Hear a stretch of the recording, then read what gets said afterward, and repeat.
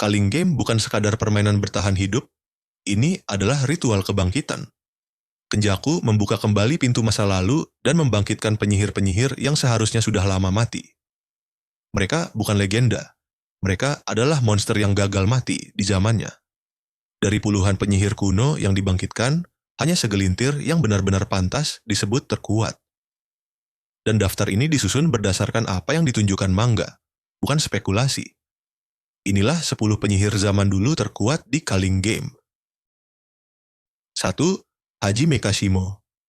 Hajime Kashimo adalah penyihir dari sekitar 400 tahun yang lalu pada awal era Edo. Di masanya, ia dikenal sebagai petarung yang tidak terkalahkan. Namun Kashimo hidup di era yang salah. Ia tidak pernah bertemu Sukuna. Karena itulah Kashimo membuat perjanjian dengan Kenjaku. Ia rela menunggu ratusan tahun hanya untuk satu kesempatan. Bertarung melawan Raja Kutukan. Kekuatan Kashimo berasal dari energi kutukan berbentuk listrik alami. Setiap serangannya membawa muatan yang hampir mustahil dihindari. Refleksnya berada di level ekstrem, dan insting bertarungnya lebih menyerupai binatang buas daripada manusia. Kashimo tidak memiliki domain expansion. Namun, ia menyimpan satu teknik pamungkas yang hanya bisa digunakan sekali. Ketika teknik itu dilepaskan, tubuh Kashimo sendiri akan hancur. Manga dengan jelas menggambarkan Kashimo sebagai penyihir yang tidak bertarung untuk menang. Ia bertarung untuk membunuh. Dalam duel 1 lawan 1, Kashimo adalah penyihir paling mematikan di Culling Game. 2. Yorozu. Yorozu berasal dari era Heian, era paling kejam dan paling kuat dalam sejarah Jujutsu. Ia hidup di masa ketika Sukuna masih berjalan sebagai bencana hidup. Yorozu adalah penyihir obsesif. Seluruh hidupnya digerakkan oleh satu perasaan, cinta, yang menyimpang terhadap Sukuna. Teknik Yorozu adalah construction teknik tingkat ekstrim. Ia mampu menciptakan materi cair hidup, senjata kutukan kompleks, hingga struktur dengan presisi sempurna. Ia memiliki domain expansion bernama Threefold Affliction. Di dalam domain tersebut, Yorozu mampu memaksimalkan konstruksinya hingga batas logika. Puncak kekuatannya adalah Perfect Sphere. Sebuah serangan yang secara teori memiliki tekanan tak terbatas. Serangan yang, jika mengenai, tidak dapat ditahan oleh apapun. Yorozu bertarung langsung melawan Sukuna dan dipaksa kalah. Namun kekalahannya bukan karena ia lemah, melainkan karena lawannya adalah Sukuna. Yorozu adalah bukti nyata betapa mengerikannya penyihir era Heian. 3. Angel, yang kini berada dalam tubuh Hanakurusu.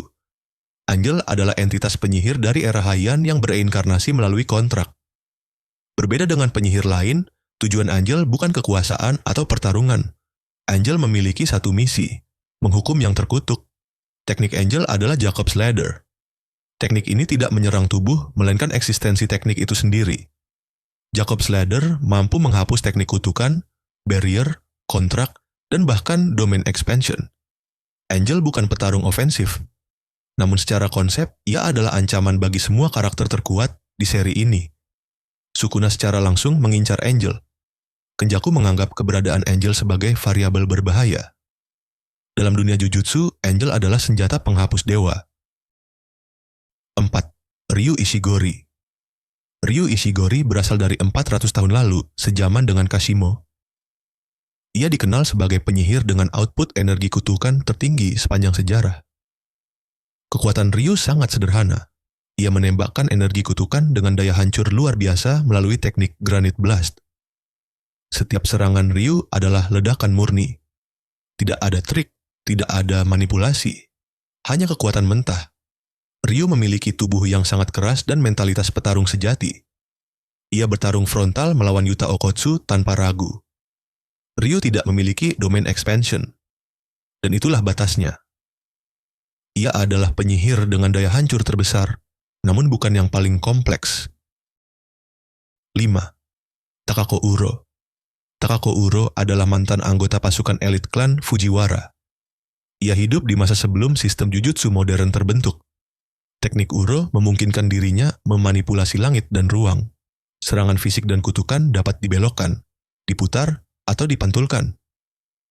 Uro adalah penyihir defensif tingkat tinggi. Ia sangat sulit disentuh, bahkan oleh penyihir top. Dalam pertarungan 3 arah melawan Yuta dan Ryu, Uro mampu bertahan dan menekan dengan pengalaman perangnya. Ia mungkin tidak memiliki daya hancur sebesar Ryu, namun dalam banyak situasi, Uro adalah lawan yang lebih merepotkan. 6. Uraume. Uraume berasal dari era Heian dan merupakan pelayan langsung Sukuna. Kesetiaannya pada Raja Kutukan tidak pernah goyah, bahkan setelah ratusan tahun. Teknik Uraume berfokus pada manipulasi es. Ia mampu membekukan area luas dalam sekejap dan menyerang dengan presisi tinggi. Uraume bukan karakter utama, namun konsistensinya melawan penyihir top modern membuktikan level kekuatannya. Uraume adalah eksekutor. Bukan raja, tapi tangan kanan raja. 7. Dhruv Lakdawala. Dhruv adalah penyihir kuno yang disebut pernah menaklukkan Jepang. Namanya jarang disebut, namun pencapaiannya luar biasa. Teknik Dhruv menggunakan Shikigami berbasis wilayah. Ia mampu mengontrol area besar dan mendominasi medan perang. Dhruv bukan petarung duel, ia adalah jenderal perang. Namun dalam Culling Game, ia dikalahkan cepat oleh Yuta. Ini menunjukkan bahwa meskipun kuat secara skala, ia lemah dalam pertarungan cepat 1 lawan 1. 8. Registar. Registar adalah penyihir lama dengan pola pikir modern. Ia bertarung bukan dengan kekuatan mentah, tapi dengan perhitungan. Teknik Regi memungkinkan dirinya merealisasikan objek berdasarkan kontrak dan kepemilikan. Ia memanfaatkan lingkungan, jebakan, dan psikologi lawan. Dalam pertarungannya melawan Megumi Fushiguro, Regi hampir menang. Ia kalah bukan karena lemah, melainkan karena satu kesalahan fatal. Regi membuktikan bahwa kecerdasan bisa menyaingi kekuatan. 9. Hagane Daido. Hagane Daido adalah ahli pedang murni dari zaman kuno. Ia tidak mengandalkan teknik kutukan, seluruh hidupnya diabdikan pada pedang. Sinkronisasi antara tubuh dan senjatanya berada di level ekstrem. Daido mampu melukai cursed spirit tingkat tinggi hanya dengan skill. Ia adalah bukti bahwa di dunia Jujutsu, teknik bukan segalanya. 10. Rokuju Shimiyo. Rokuju Shimiyo adalah pegulat sumo dari era lama. Ia bertarung dengan prinsip murni. Domain miliknya menciptakan arena duel sumo. Tidak ada teknik rumit, hanya kekuatan, keseimbangan, dan tekanan fisik. Mio adalah karakter niche. Namun dalam kondisinya sendiri, ia hampir tak terkalahkan. Culling Game membuktikan satu hal. Zaman dulu bukan berarti lemah.